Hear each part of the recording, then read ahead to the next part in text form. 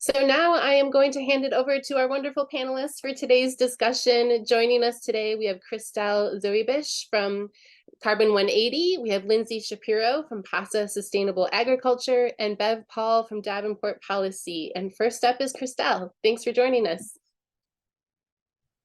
Thanks so much, Renee. And thank you everyone for joining us to talk about agroforestry policy. We're going to do a little bit of like a landscape analysis and setting the stage for what is happening at the federal level on agroforestry. As Renee mentioned, my name is Cristel Zoebisch. I am the Deputy Director of Policy at Carbon 180 for all things land-based carbon removal, including agriculture and forestry. And agroforestry has been a big priority for our organization as a top land-based carbon removal solution. So can we go to the next slide, please? Thank you. A lot of the agroforestry policy work that has been done to date has been as part of the Agroforestry Coalition. Bev and I are the co-leads for the policy working group for the Agroforestry Coalition, which you can learn more about during the next session. Kit can do better justice to describing what the Agroforestry Coalition is better than I can. But we briefly were a network of agitators, innovators, and experts that are really working across different parts of the agroforestry ecosystem to scale agroforestry practices and systems across the US. Bev and I work on policy specifically.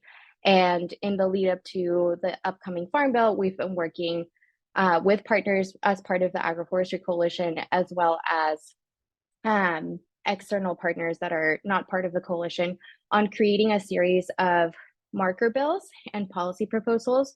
So marker bills are pieces of legislation that we are hoping are embedded into the Farm Bill, and don't really expect that these bills would be passed on their own.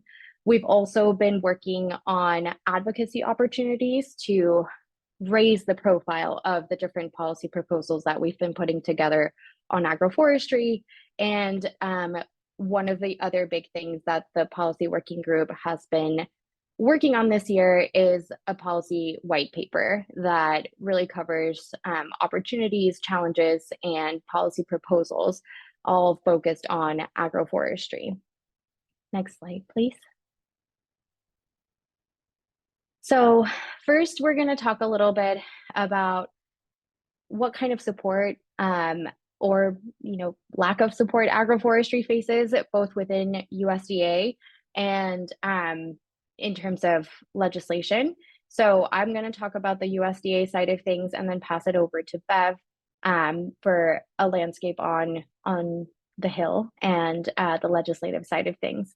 So there is currently support for agroforestry within USDA programs, and it's across different agencies. Today, we're going to talk particularly about the kind of support that exists under federal conservation programs like the Environmental Quality Incentives Program, or EQIP, and the Conservation Stewardship Program, or CSP. But this support has some limitations, right? Agroforestry conservation practice standards are not typically prioritized in most states, which means that there's not a lot of technical expertise, technical assistance that is devoted to these practices. These programs also tend to have pretty short contract and grant timelines that don't accurately reflect the long-term nature of agroforestry systems.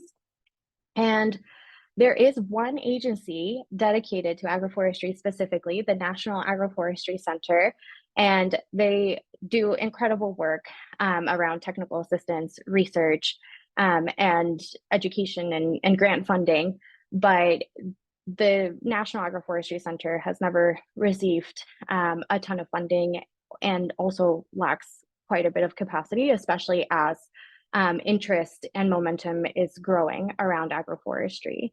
And I just want to note that while all of these barriers are present for all types of producers, All of these are compounded for historically underserved farmers and ranchers, and there are additional barriers that BIPOC farmers face in particular that are not listed here.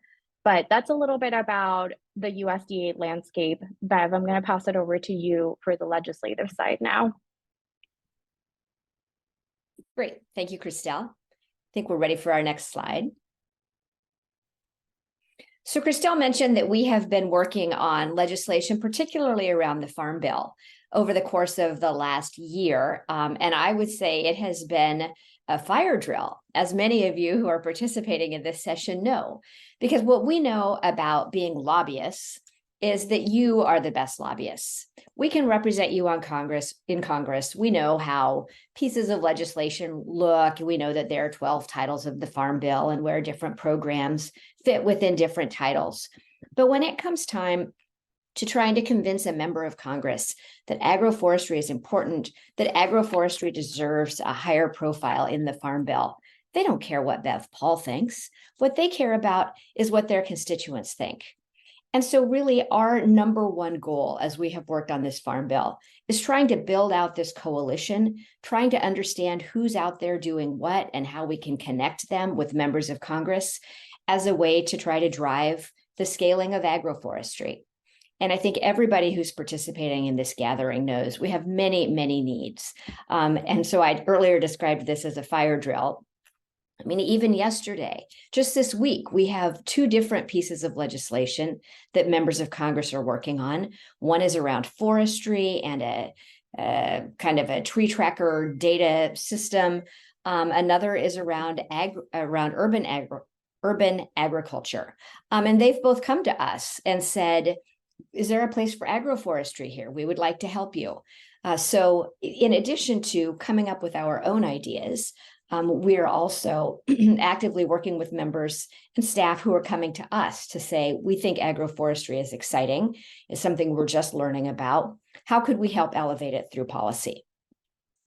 So on this slide, you'll see there are a number of moving parts that we're trying to accommodate as we think about Congress and legislation and policymaking. And here are some of them. One of them is the appropriations cycle. As Cristel mentioned, the National Agroforestry Center has never been fully funded to the level that they are authorized at. We're trying to help lift that boat through the appropriations process. What the appropriations process means to all of you who pay attention to these continual crises around, are we going to have a government shutdown? Are we going to have a continuing resolution? That's the appropriations process. So that's ongoing. The presidential election is looming. What that means for Congress is that by early next year, it may seem like they're not doing much now. By early next year, they're really going to stop. And so the window of opportunity for passing legislation gets very short.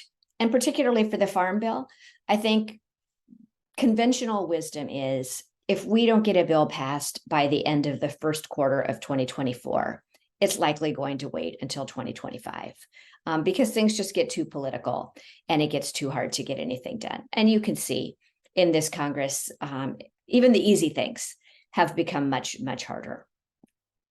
The lack of familiarity with agroforestry on the Hill, that has been an enormous issue for us. I think, I will say on behalf of all of the people in this group, we've made a ton of progress this year.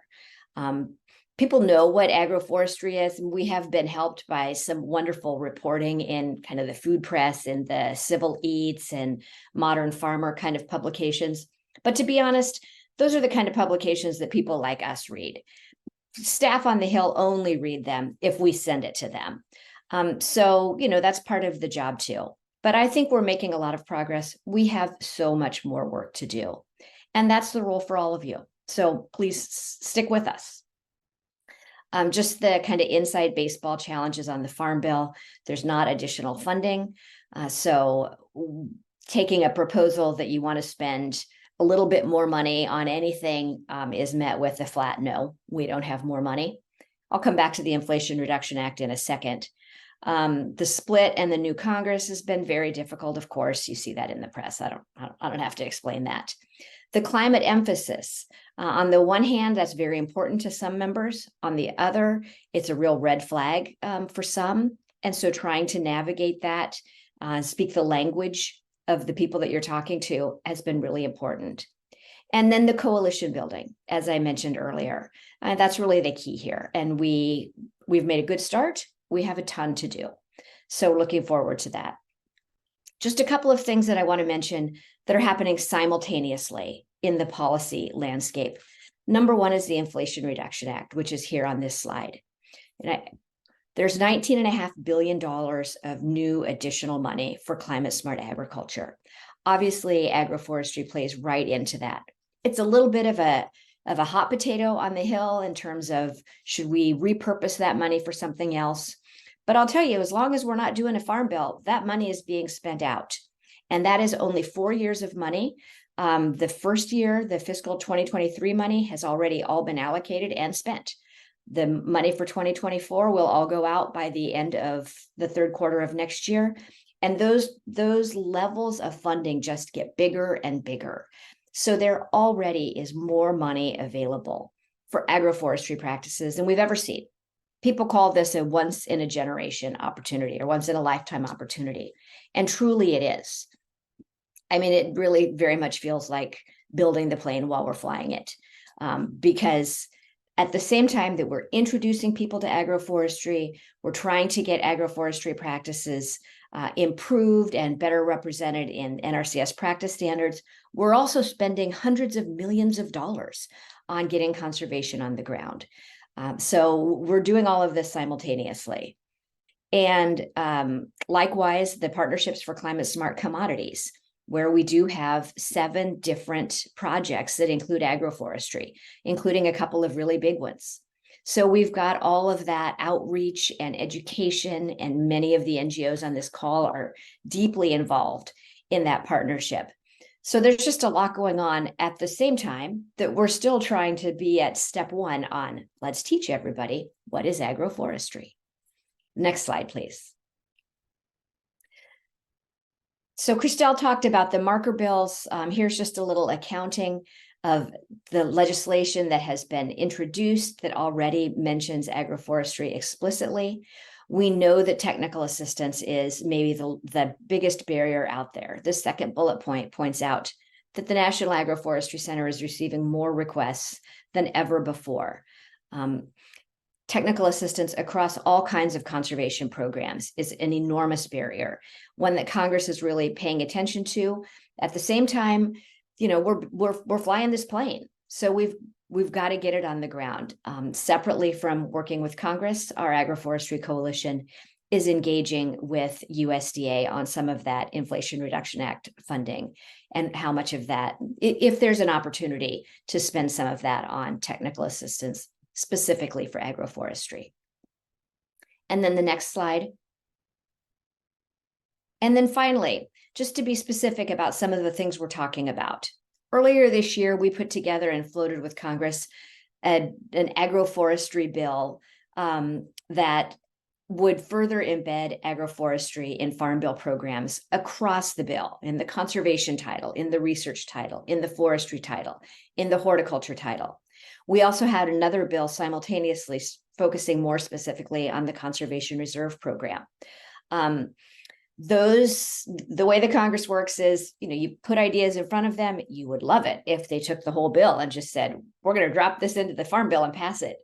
Unfortunately, that's not really the way it works. So we have been encouraged by Congress's interest, different members, plus the House and Senate Ag committees, in taking some of those different provisions and incorporating them into the bill. On this slide are some of the ones that we know are in play, defining the term agroforestry in statute. One of the things that we have asked for is an authorization for 3 regional agroforestry centers to complement the work of the National Agroforestry Center in Lincoln. We know that Congress is very seriously about establishing at least one. So that's terrific. I mean, our position is 1 is great, 3 would be better. So we're still working on that, but we know that's very much in play. We know that specific references to agroforestry in existing conservation programs are things that Congress is looking at. And then, as I mentioned earlier, when we've had outreach just this week about a forestry provision, and is there a way to include the language that we would like to see about authorizing an ongoing agroforestry survey? Is there a way to incorporate that in that forestry provision? So it's a really moving target. There's more to do than we have time for. And so we need all of you. We need all of you very, very much. So thanks for being here. Cristel, back to you. Thanks, Bev. And I think we're ready for our next slide. Thanks. So we also just want to share some of the recent examples of what advocacy as part of the Agroforestry Coalition has looked like in action. And one of the first things that Bev and I worked on as part of the Agroforestry Coalition was a sign-on letter to permanently fill a position that within NRCS that had been filled on a contract basis, but didn't have like stability and long-term like permanence. And so that position was the National Agroforestry Center within NRCS, the Natural Resources Conservation Service.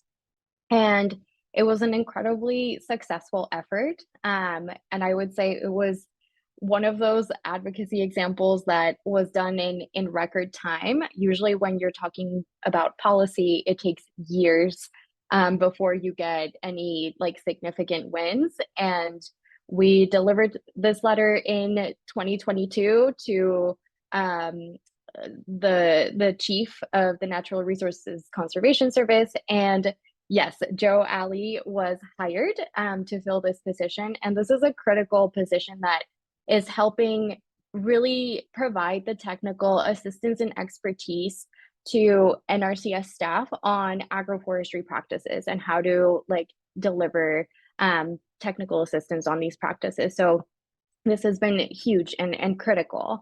We have also engaged in the appropriations process. As Bev mentioned, we delivered a letter to appropriators requesting $3 million for the National Agroforestry Center this year. And while there's been a lot of things outside of our control in the appropriations process, we are seeing momentum building around report language for agroforestry. So the money piece has been a little bit more difficult, as Bev mentioned as well, but we are seeing traction and people are starting to learn more about agroforestry and show their interest in supporting this suite of practices and systems. We also delivered a letter to Chairman Thompson, who, he's the chairman of the House Agriculture Committee. I'm gonna not talk about this particular example because Lindsey from Pasa is going to share a little bit more about this particular effort, and she was really the lead in circulating it and delivering the letter. So Lindsey's going to talk about this particular effort in just a few minutes here. And then the last thing is the policy white paper that the policy working group authored. And this was members of the Agroforestry Coalition volunteering their time to write this white paper that does a really nice job of having a background of what agroforestry is. It really outlines beautifully what the benefits of these systems are, what are the challenges to adoption right now, and what can Congress do about alleviating some of those barriers and some of those challenges. We distributed the white paper widely with media and the press, and have also distributed it widely on the Hill. But Lindsey, I would love to pass it over to you now to talk a little bit more about the effort around the letter to Chairman Thompson. Great, thanks so much. And I think we can advance to the next slide. So, hi everyone, I'm Lindsey Shapiro, Farm Bill campaign organizer with Pasa Sustainable Agriculture, a Pennsylvania-based farmer-serving nonprofit. I also operate a little diversified veggie farm about an hour outside of Philly with a new conservation stewardship program contract that involves pawpaws and service berries. Back in August, Carbon 180 approached Pasa about collaborating on an agroforestry sign-on letter. For those of you not familiar with the region or are lucky enough to avoid congressional politics, Pennsylvania is home to Congressman Thompson, chair of the House Ag Committee, and an incredibly influential voice in the Farm Bill debate. Congressman Thompson has been pretty non-committal about agroforestry, and we wanted to show him the enthusiasm for these practices across the Commonwealth. Just a little background, Pasa's desire as an organization to do agroforestry advocacy is entirely due to the energy and interest within our network.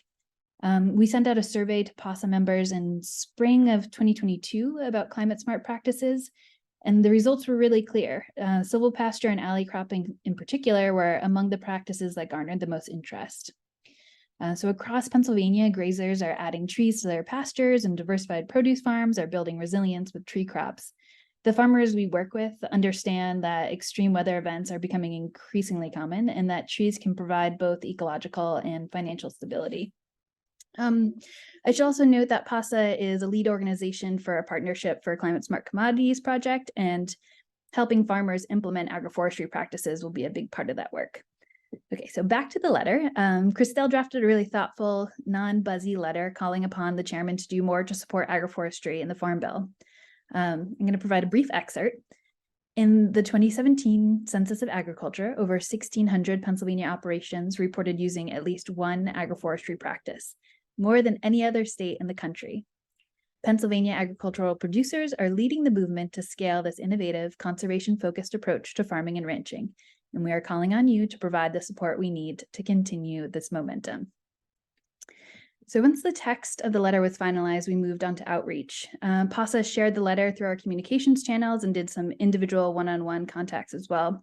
We also called upon a recently retired Pasa staffer and chestnut extraordinaire to forward the letter to friends and former colleagues. We were fortunate in that the timing of the letter coincided with an agroforestry field day at Pasa, and other partner organizations, including some really dedicated folks on this call today, were hosting at a local farm. That farm had just planted hundreds of hazelnut trees and a stretch of locust trees along their pastures. So we set up a laptop at the registration table and encouraged attendees to sign the letter at check-in. We spent about 3 weeks collecting signatures and then sent the letter to Congressman Thompson's team via email. The letter had 17 signatories, all Pennsylvania-based farms, businesses, and organizations. So what were some of the challenges of this initiative? I think Carbon 180 took great care in drafting a letter that clearly stated the promise of agroforestry without being too overt about climate change, knowing the audience of the final letter. Despite the letter's kind of nonpartisan tone, a lot of farmers were still a little squeamish about, quote unquote, getting involved in politics. I'm proud of the response we got, but I don't think the final list fully reflects the interest in agroforestry statewide. There are hundreds of farmers eager to plant trees on their farms, but just don't like the idea of political advocacy. And that's just one of the realities of doing this work. I want to wrap up this case study by spending just a moment talking about impact. So the agroforestry letter garnered some local press, and the agroforestry field day was featured in the statewide ag publication, Lancaster Farming. As an educational tool, I think the letter was effective in helping farmers to see the Farm Bill in a new light. It helped people feel connected to a piece of legislation that sustainable farmers usually associate with monocultures and manure storage. As an advocacy tool, I think it can be hard to quantify efficacy. I did get a response from the congressman's team. They said, "Thanks, Lindsey. Appreciate you sharing this with the team and for coming to the table. As you know, the chairman often says, we'll reach out to you with any questions that arise on agroforestry." So I guess maintaining their previous stance of friendly non-committal, but the response was appreciated. A couple months later, I was in a meeting with the House Ag minority staff, and the conversation turned to agroforestry. After talking a little bit about the enthusiasm for agroforestry among PA farmers, the staffer said, "Oh yeah, didn't you all send that agroforestry letter?" And that made me feel like we had moved the needle, at least a little squidge. So with that, I'll turn it back to Cristel. Thanks, Lindsay. And I just want to say that the fact that you got a response is a huge win.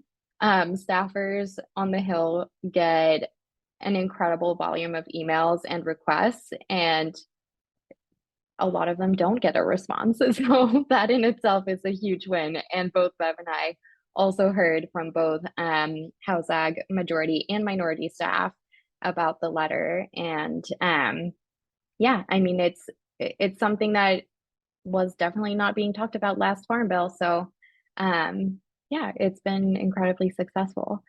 So if we can move on to the next slide, please. Thank you. We've talked about a lot of different ways that we can influence policy. There's a lot of different avenues, and I just want to highlight some of these ways. So of course, we would love to invite you all to join the Agroforestry Coalition. The policy working group is where you can really just learn about the latest like policy developments, what's happening on the Hill, what's happening at USDA, how can you engage. You can also stay on top of all the sign-on letters, comment opportunities, any bill introductions and calls to action. We also want to hear what you're seeing on the ground. You can come and share your insights and lessons learned from realities that farmers and ranchers are facing when they try to access federal support for agroforestry. And this is super helpful so that we have really well-informed policy proposals that we're putting in front of Congress. And you can also get access to resources. As Lindsay mentioned, Bev and I are more than happy to share, to help draft letters, to give you any information and help in any way that we can to make advocacy efforts as successful as possible. Another thing that is super important is engaging directly with lawmakers. And Beth really spoke to this earlier in this presentation. It's really important to build relationships with your members of Congress. They want to hear from their constituents. They'll be nice to me and Bev and talk to us, but they really want their people coming to them and telling them what is important to them. And one of the ways that you can start building those relationships is by extending an invitation to your legislators for a site visit. Site visits can be incredibly powerful because, especially when it comes to agroforestry still being a new term, and lawmakers not really knowing what that looks like on the ground, you can invite them to come visit your farm or your ranch and talk to them about, what does silvopasture actually look like? What does it mean? It's hard for folks on the Hill to really get a sense of what the opportunity and the impact might be without really understanding what it looks like on the ground. And August recess is an incredible time to invite lawmakers out on the field and have conversations about, these are the challenges that we're facing in accessing resources, and here's how we think, it could be better. They want to hear from you. The last piece that I'm going to talk about in terms of advocacy is directly engaging with USDA. And we've mentioned that a few times today, and we're going to be spending a little bit more time talking about this part because it can be a lot faster to get policy action going than going through the legislative process. Again, also thinking about the Farm Bill comes around once every 5 years, and there's a lot of big political fights that get a lot of attention, and sort of like more niche topics like agroforestry can get lost in the shuffle. So engaging directly with USDA can be incredibly impactful and significant. You can talk to your NRCS field staff as well as FSA and state conservationists and showcase, what are the unique barriers that agroforestry practitioners are facing educate field staff on what agroforestry is and how you think, federal conservation programs could better support this suite of practices. You can attend state technical committee meetings, which we're gonna actually talk a little bit more in depth about in just a minute here. And you can explore funding opportunities within USDA to further increase support and technical assistance and training delivery for agroforestry. And Lindsey, I'd love for you to share with all the folks here with us today a little bit about Pasa's experience with the Conservation Innovation Grant that you all received for agroforestry specifically. Sure. So yeah, briefly, Pasa received a Conservation Innovation Grant to do some demonstration projects for alley cropping. So alley cropping, as many of you know, is an agroforestry technique that incorporates trees between rows of crops to increase both biological and economic diversity. So, there's a lot of enthusiasm in this group for agroforestry, obviously, but that is not always the case with NRCS field agents here in Pennsylvania. So the Conservation Innovation Grant and the demonstration projects it funded helped to provide real-world examples of alley cropping's impact. And after the project was completed, Pasa then presented to our NRCS State Technical Committee about the projects with the hopes of persuading the agency to invest in more training and technical assistance for alley cropping. We're in the process of applying for another Conservation Innovation Grant to do similar work around silvopasture. In Pennsylvania, silvopasture is not a practice standard that is funded through NRCS. And so the hope with the Conservation Innovation Grant is to really demonstrate how successful this practice can be when implemented, instead of, some of the misconceptions about maybe some destructive impacts. So we're, looking forward to moving forward with that project, potentially as early as, I think, next spring. Depending on how the funding plays out. I'm going to also just drop a link in the chat about some of the alley cropping case studies in case you're interested in just learning a little bit more about what those projects look like on farm. Thanks, Lindsey. If we can go to the next slide, I will say that, Pasa is one example of this type of work. There are other folks that are pursuing conservation and innovation grants to kind of build these case studies around different agroforestry practices and systems, and also, help NRCS field staff feel a little bit more comfortable with providing that technical assistance and that technical expertise on these practices. So there's ongoing incredible work there. We're going to talk a little bit more about state technical committees in particular, because we have heard both from, the national office as well as other state stakeholders that this can be an incredibly impactful avenue in terms of advocacy to get more support for agroforestry practice implementation. So state technical committees serve in an advisory capacity to NRCS and other agencies within USDA on how federal conservation programs that are established by the Farm Bill are carried out. These committees tend to include members from a wide variety of natural resource and agricultural interests.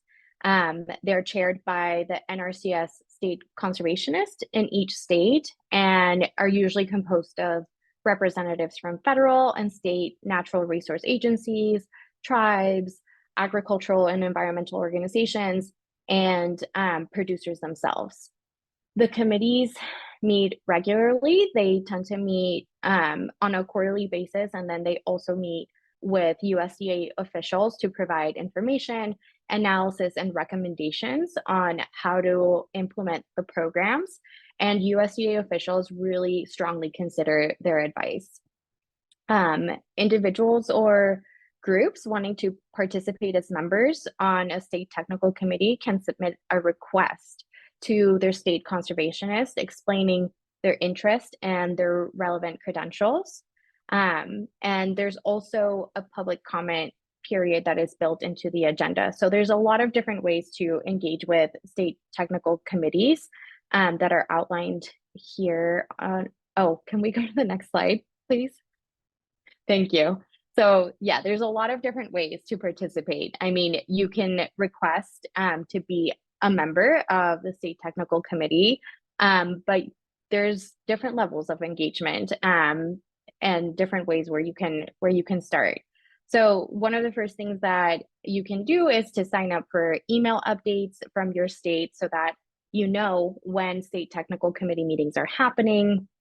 The link to sign up is generally on the state website homepage, but we've actually created a resource so that you all have all of the information for all of the states in one centralized resource.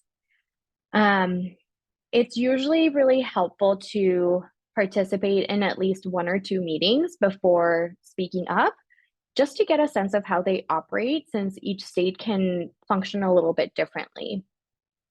And even before the meeting, you can consider reaching out to the NRCS state forester or the forestry point of contact.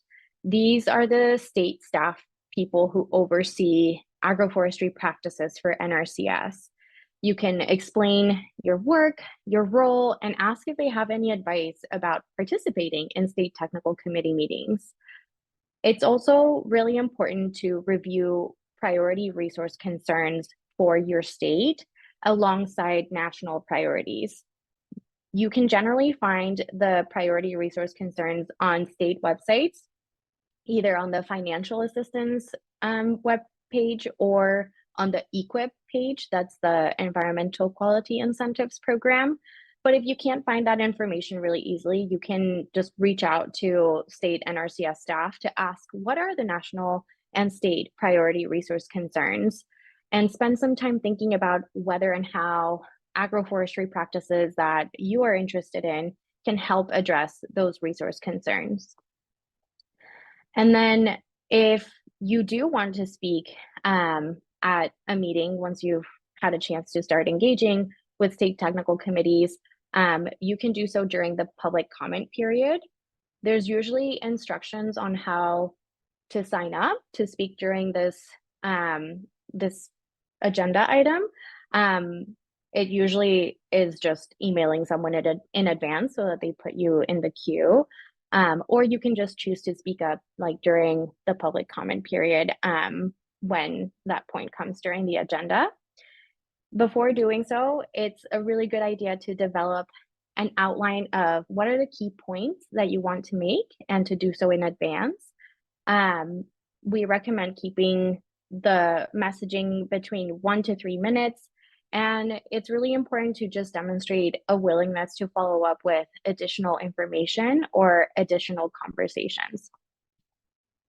So if we go to the next slide, I'm going to pass it over to Bev, who's going to walk us through how to craft this statement on agroforestry. And then, surprise, we are going to turn it over to you all for some practice time. So Bev, take it away. Thanks, Cristel. Okay, everybody, what I want to say up front is I'm hoping that after we come back from our little very quick breakout session, that 1 or 2 of you will volunteer to share your statements with us. So I'm looking for courage here. But just thinking about, your little elevator pitch on agroforestry. And this may be to the state technical committee. This may be to the person that you're sitting next to on the airplane. This may be to your family at Christmas when people ask about agroforestry. Just a couple of tips, and then we're going to just give you 3 or 4 minutes to just kind of jot down what your thoughts might be, because the moment is going to come when somebody's going to ask you agroforestry, what's agroforestry? And so here are a couple of tips. You see the bullet points on this screen. I think anytime you're trying to give an elevator pitch, you want to try to keep it to 4 or 5 sentences, something very simple that people might grab onto and at the end say, oh, wow, and then follow up with you. On the topic of what is agroforestry, one of the best definitions of agroforestry I've heard recently is actually attributed to Keith Keeley from Savannah, who I didn't hear this from Keith, but I heard it third hand, that Keith describes agroforestry as putting trees on farms on purpose, which I think is pretty memorable as a way of describing what is agroforestry. And then I was thinking about, okay, so someday I'm going to own some farmland in Nebraska. That's where I'm from. And there used to be windbreaks everywhere in Nebraska. So and I fully intend to put some of those back on that land. If someone was asking me about my agroforestry journey, and I was trying to describe it in a way to convince others to do it, I might say something like, well, what is agroforestry? Well, agroforestry is putting trees back on farms on purpose. And I put windbreaks back on our land, or on one piece of our land, because I was worried about the soil erosion. And we do no-till, but it's not enough. And so we put windbreaks back. And we were lucky to have support from our local NRCS. And already I can see not just the improvement in soil erosion, but also I see butterflies again. And that shows me that it's really offering more than one benefit to me. If I'm talking to my state technical committee, I might say something like, I got great help from my local NRCS office, or I wish that I could have gotten more help from my local NRCS office, and then explain to them, what the neighbors are saying, why they might want to join in. So I'd like to ask all of you, I think it's 10:43, let's take it till 10:47, because we do want to have time for questions at the end of this session. But I'd like to ask all of you to just take a moment to jot down 4 or 5 sentences about what would you say if somebody asks you, why should we do more agroforestry?